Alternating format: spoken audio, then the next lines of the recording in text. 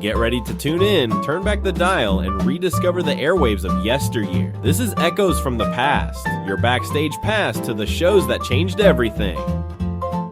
So, let's dive into the golden years of Duffy's Tavern, a show that ran from 1941 to 1951. It's hard to believe, but during that decade, Duffy's Tavern moved across some of the biggest networks. First on CBS, then the NBC Blue Network, and finally NBC proper, where it aired until the end of 1951. Now, what made this show such a hit, you might ask? It was its genius mix of comedy and drama. This was a radio sitcom that pushed boundaries but still kept things relatable, and audiences just loved it.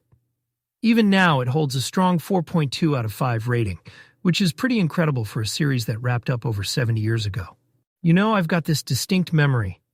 When I was a kid, my grandfather and I spent an entire rainy weekend going through tapes of old radio shows. And Duffy's Tavern, it just stood out. The banter, the wit, the characters, everything about it just clicked for me. That weekend kind of sparked my love for radio comedies and, honestly, storytelling as a whole. And here's the thing, Duffy's Tavern wasn't just about the laughs.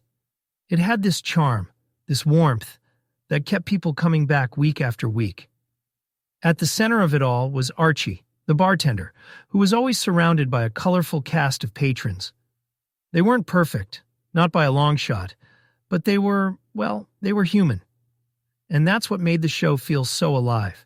Now, one of the things that really set Duffy's Tavern apart was the star power it managed to bring in. I mean, we're talking about some big names here. People like Clifton Fadiman, Tallulah Bankhead, and of course Milton Berle. They weren't just big back then. Their names still hold so much weight in the history of entertainment. Take Tallulah Bankhead, for example. That voice of hers, it was unmistakable.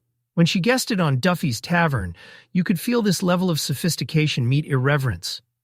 It was this perfect, kind of blend that just made for brilliant radio. And then you had Clifton Fadiman, who brought this intellectual wit to the show. He added something different, almost elevated the humor in a way. And then there's Milton Berle. Oh man, Uncle Milty, as they called him, was a force of nature.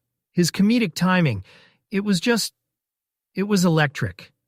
Episodes with him always had this extra spark, like you could tell the cast and crew were feeding off his energy. You know, it's amazing to think how Duffy's Tavern managed to attract such a varied roster of talent. But if I had to pick one standout episode, and trust me, it's not easy, it's got to be the one with Charles Coburn playing Santa Claus. That episode, it just radiated holiday cheer. Coburn, with his warm fatherly vibe, gave such a heartfelt performance. And, I don't know, there was just something about hearing a Christmas tale unfold over the airwaves that made it all feel magical. It's no wonder people had such a strong connection to the show during the holiday seasons. These guest appearances, though, they didn't just entertain, they brought people together. Each guest added a unique flavor to the show, drew in new listeners, and widened its appeal. It's kind of like every week was a new adventure, but all within the same cozy confines of Archie's bar. That level of variety kept things fresh while still staying true to the core of what Duffy's Tavern was all about. When we talk about Duffy's Tavern, one of its greatest achievements is how it combined clean, wholesome humor with razor-sharp wit. It's no surprise it found a home under genres like kids' family, comedy, and performing arts. The humor wasn't edgy or shocking. It was clever, warm, and, just timeless. And here's the thing. Duffy's Tavern wasn't just a hit in the U.S. Its episodes reached, so many different corners of the world. We're talking Africa, Asia, Europe, the Americas. It was truly global. Generations of listeners have tuned in, passing the love for the show down like some kind of cherished family tradition. And that says a lot about its universal appeal. You didn't need to live in 1940s New York to appreciate the simple yet vibrant atmosphere of Archie's bar. Now, looking back, it's clear to see how Duffy's Tavern set the stage for so many comedy shows that followed. It had this way of melding relatable characters with cleverly written dialogue that's still influencing the genre today. Shows like Cheers or even modern workplace sitcoms, they all owe a little something to the kind of foundations Duffy's Tavern laid down.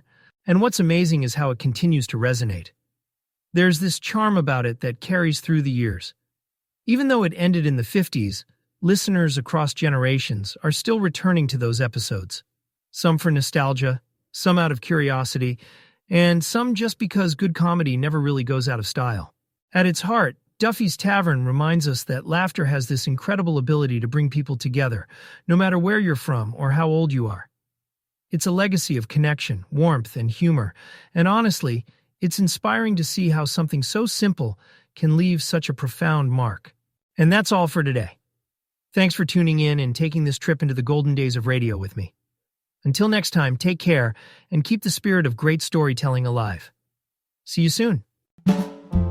Thank you for joining us on this journey through the airwaves of the past. We hope you've enjoyed exploring the classic radio shows that shaped generations and left a lasting legacy. Be sure to subscribe so you never miss an episode of Echoes from the Past. If you loved today's episode, don't forget to share it with fellow fans of history, storytelling, and vintage radio magic. Until next time, keep your dial set to the golden era and let the echoes of the past remind us of the timeless power of radio.